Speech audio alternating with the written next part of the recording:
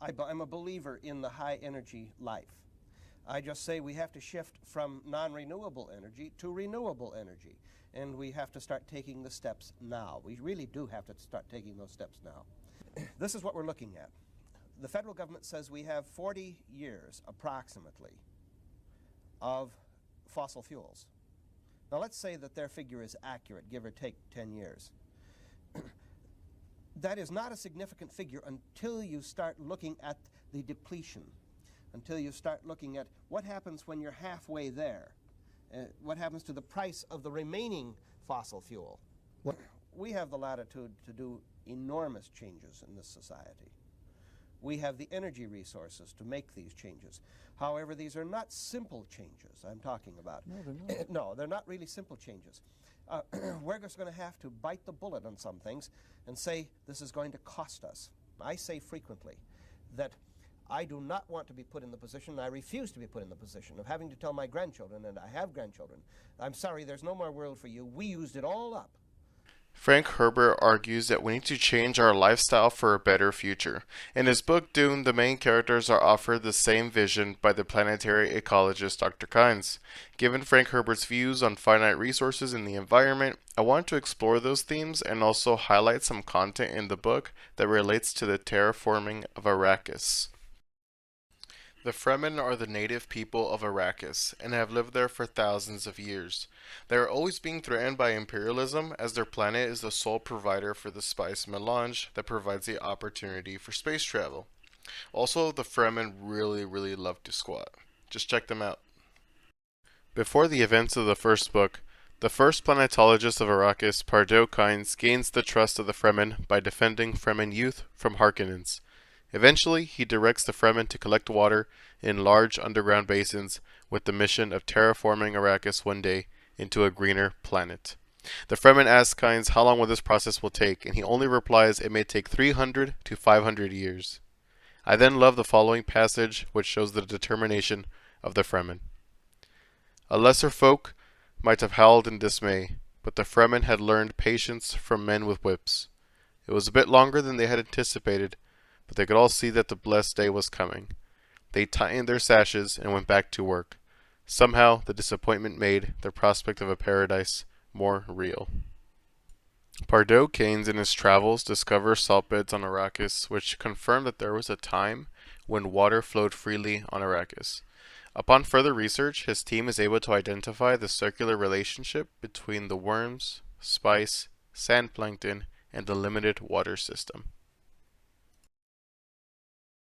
I am fascinated by Kynes' next part of his plan, which entails planting agriculture on the surface of sand dunes.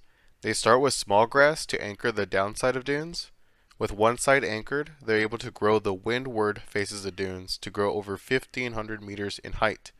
At this point, stronger grasses are planted on the other side, followed by deeper plants like sage, cactus, and finally, they also relied on desert animals to open up the soil.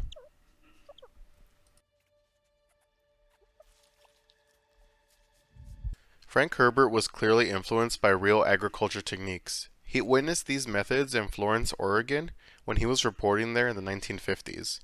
U.S. Department of Agriculture had for many decades prior to that used beach grass to anchor the dunes to prevent property damage, in a method very similar to the book. Following the events described in the appendix, we arrive to the story of the main book. At this point, the dream that Pardo Kynes created is passed on to his son in the book, Liet Kynes, or in his daughter in the most recent movie adaptation.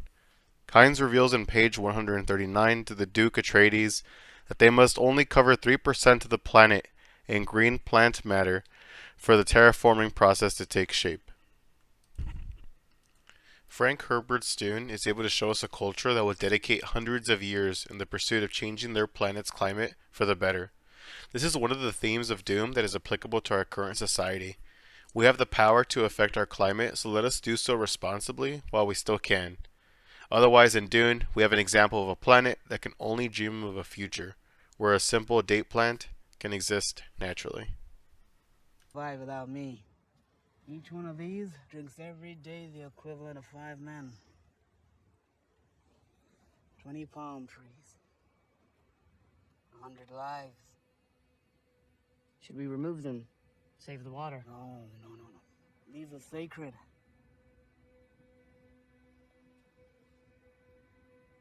Old dream.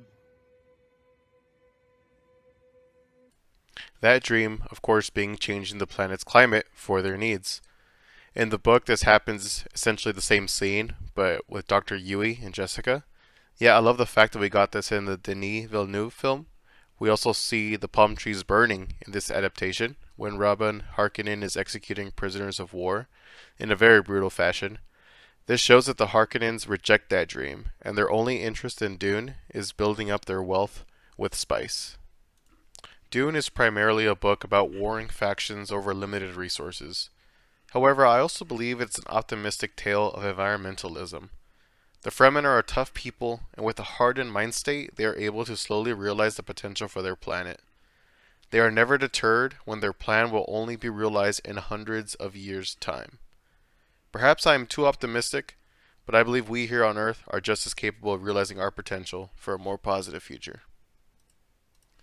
I can think of no better way to end this video than including Frank Herbert's final words from his interview earlier to remind us of what we might have to one day possibly face. I say frequently that I do not want to be put in the position, I refuse to be put in the position of having to tell my grandchildren, and I have grandchildren, I'm sorry, there's no more world for you, we used it all up.